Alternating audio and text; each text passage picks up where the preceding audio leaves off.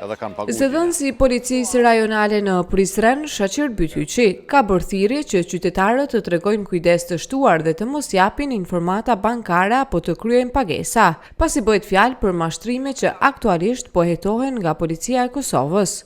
Po, ashtu që keni marrë informacion në 2-3 ditët e fundit në qytetarëve në barë Kosovë një duke të krijuar disa mesazhe, të cilë janë mesazhe mashtruese, gjoja një mesazh nga policia e Kosovës, ku qytetarët njoftohen se janë dënuar, kanë shqiptuar një gjobë dhe ata duhet ta paguajnë sa më shpejt që është e mundur me qëllim që të mos kenë pasoja të tjera.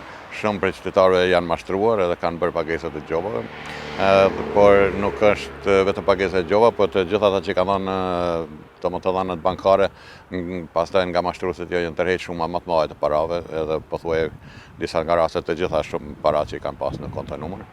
Kështu që duhet të kenë kujdes, mos jepni informacione bankare të dhëna personale nëpër rrjetet të cilat nuk besoni që mund të jenë zyrtare. Është më rëndësishme kur nëse vjen gjithmonë një mesazh i tillë, edhe nëse mendon që ka nga policia, është mirë që të thirrët policia për se të bën pagesa.